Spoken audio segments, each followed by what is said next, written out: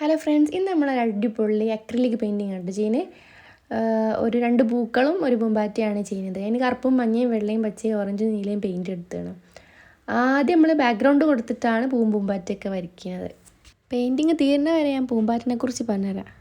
അങ്ങനെ പൂമ്പാറ്റിനെ കുറിച്ച് പറയുകയാണെങ്കിൽ ഇത് മൊട്ട ലാർവ പ്യൂപ്പ പൂമ്പാറ്റ, ഇങ്ങനെയാണ് ഒരു പൂമ്പാറ്റ ഉണ്ടായി വരുന്നത്. ലാർവ സസ്യത്തിൻ്റെ ഇലകളാണ് തിന്നുക. പൂമ്പാറ്റാകുമ്പോൾ തേൻ കുടിക്കും. പിന്നെ പകൽ പറക്കണേനെ ചിത്രശലഭം എന്നും രാത്രി പറക്കണേനെ നിശാശലഭം എന്നാണ് വിളിക്കുക.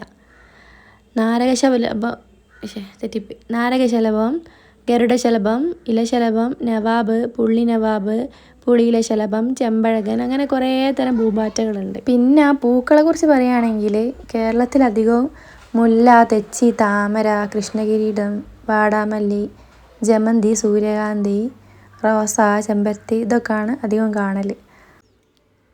അങ്ങനെ പെയിൻറ്റിങ് ഏകദേശം കഴിയാനായി.